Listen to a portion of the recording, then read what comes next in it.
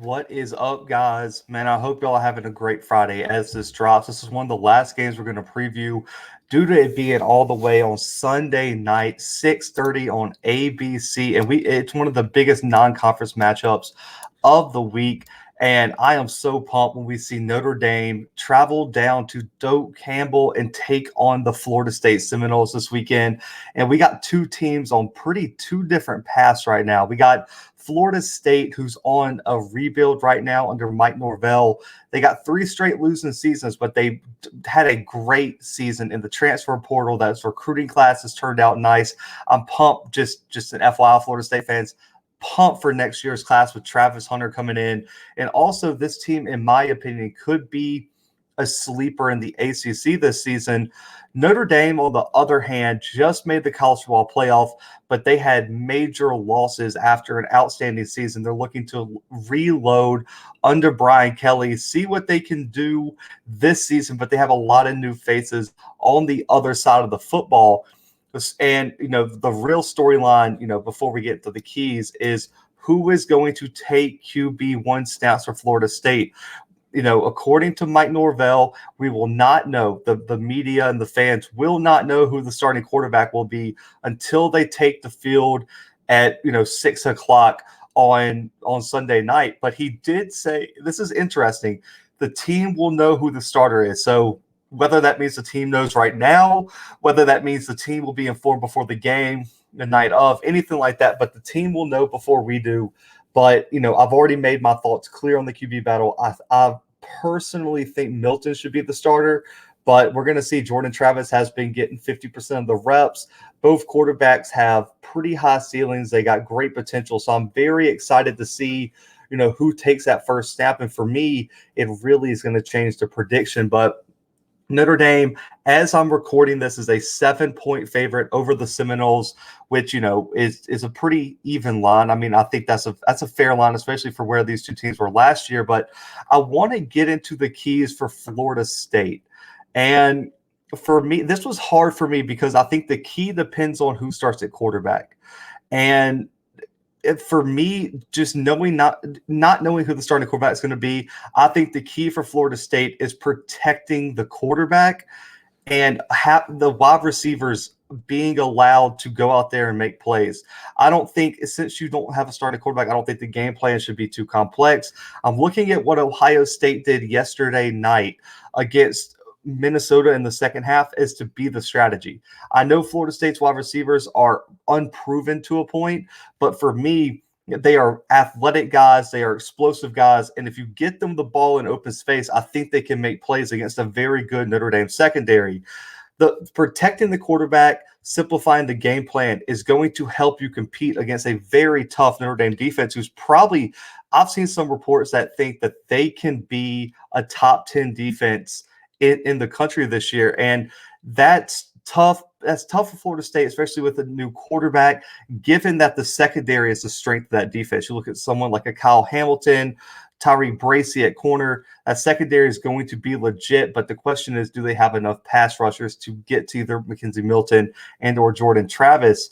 When I look at the wide receiving unit, though, Keyshawn Helton, Ontario Wilson, and Andrew Parchment all have to live up to their potential and maybe even more. For me, all these guys have the potential to be wide receiver one for the Seminoles, but they have to go out and make plays regardless on who the QB is. Whether it's Jordan Travis, whether it's Mackenzie Milton, these wide receivers need to find ways to get open and go make plays for their quarterback.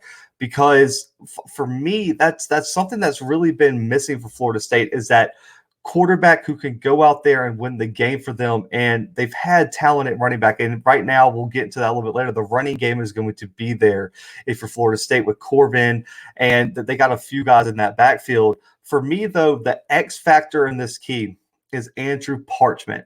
Transferred from Kansas into Florida State, and I like him to be a potential breakout player for the entire country this year because he was top 10 in the Big 12 in receiving yards and touchdowns in a Kansas offense that was absolutely anemic. And anemic is said with the full emphasis on absolutely horrendous. Quarterback play was terrible. Running game was terrible. Offensive line was terrible. Play calling was terrible. The fact that somehow Andrew Parchment was still top 10 in receiving touchdowns shows how explosive he can be, and he can go make some plays by himself pretty much. Mike Norvell is one of the best offensive play callers in the country. He showed it at Memphis. Andrew Parchment has the opportunity to be that big-time wide receiver that could be used in a variety of ways. And I think Florida State fans need to remember his name. Notre Dame fans need to remember his name, because Andrew Parchment, for me, is going to be a factor this week. And the number one thing I said earlier in the keys is the offensive line has to step their game up. The Seminoles in the past few years haven't had the most outstanding offensive line. I think this year they should be marginally better. I think Pro Football Focus has them 11th out of the 14 ACC teams. So they need to outplay their, I guess, current potential. But last year, there were some games where they just lost the line of scrimmage, and it really hurt them. I even look at that Georgia Tech game where you can't let Georgia Tech push you around, and they did at times. Last year, they allowed almost 30 sacks, guys. But this weekend, they're going to have to keep the QB clean while allowing this Florida State rushing attack to carry this team at times. I think Mike Norvell has to establish the run early, take some pressure off his quarterbacks, and let the game come to them. Florida State doesn't, even though this is a number 9 team versus Florida State, I don't think Florida State has to be above and beyond and play outside themselves. Stick to the game plan. Let McKenzie Milton or Travis get the ball to playmakers and just run the ball like I know you can. They have the 3rd best rushing attack in the ACC. According to Pro Football Focus and a few other sources, that rushing attack is going to be legit with Corbin leading the way. For me, it's just don't limit turnovers if you're Travis or Milton, and just get the ball to your playmakers. That's it. If the offensive line can do their part, they're going to be solid.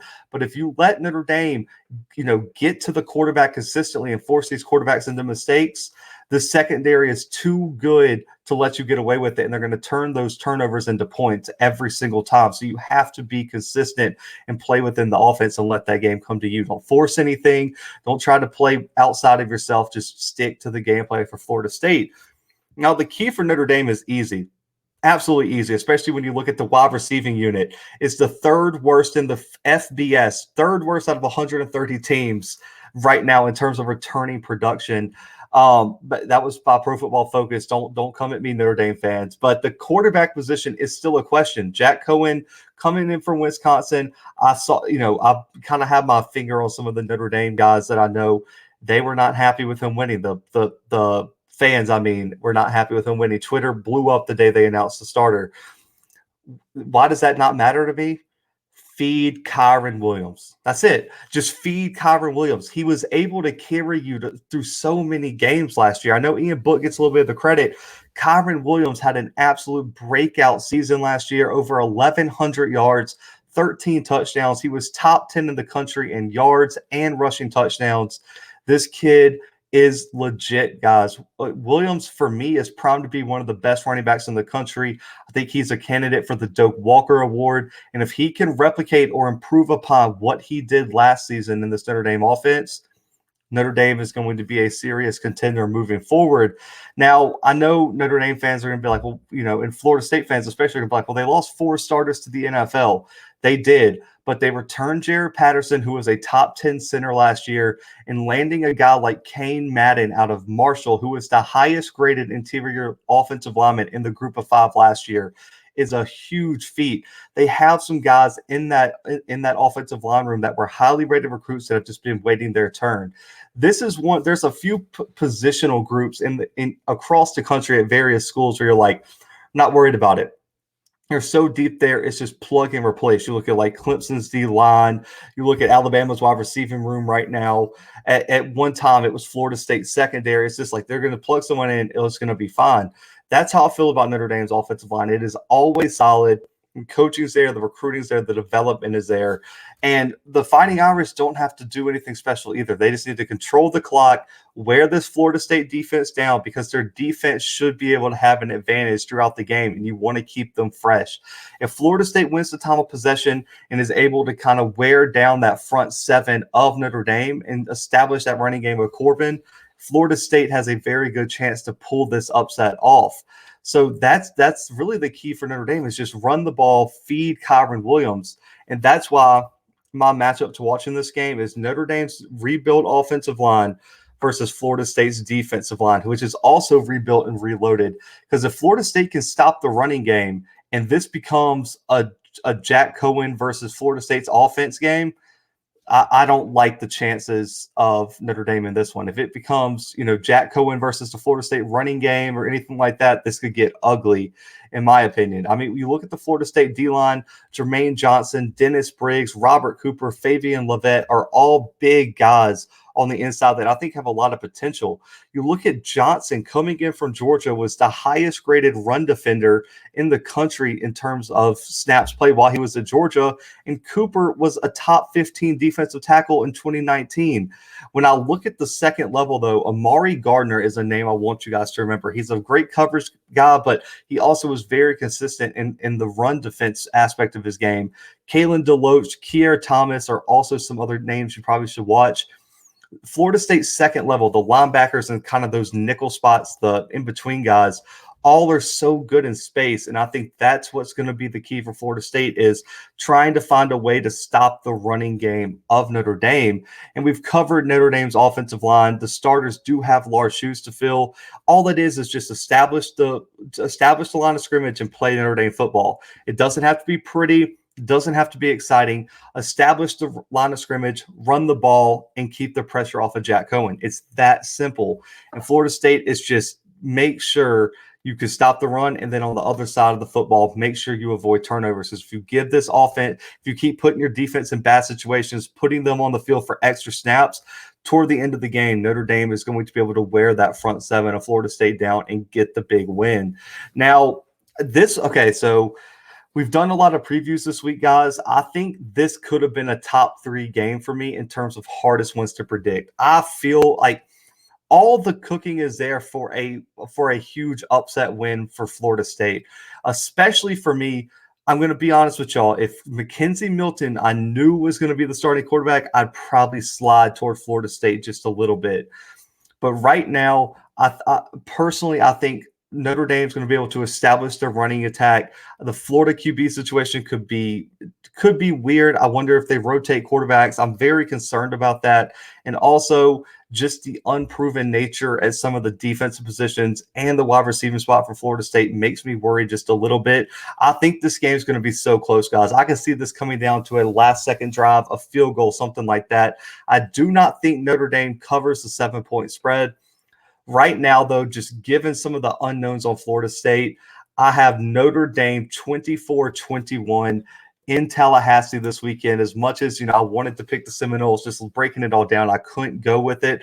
I still think Florida State's going to have a great season in the ACC. It's just, I think Notre Dame is just a slight bit better. 24-21, Notre Dame gets the big non-conference win Sunday night. So, guys, listen, like the video, man, please. It'll help us out for sure. Also, subscribe if you're new, man. We got so much content coming. These 2 teams are 2 of them, 2 teams that are going to be featured on our channel a lot. So subscribe so we can give you all the best, the best quality content out there, man. Definitely appreciate y'all support, man. I hope y'all have fun this weekend watching college football. We got one more preview coming tonight. Be dropped about 6 p.m. Central Time, LSU, UCLA as well. But guys, like the video, subscribe, and I'll see y'all later tonight.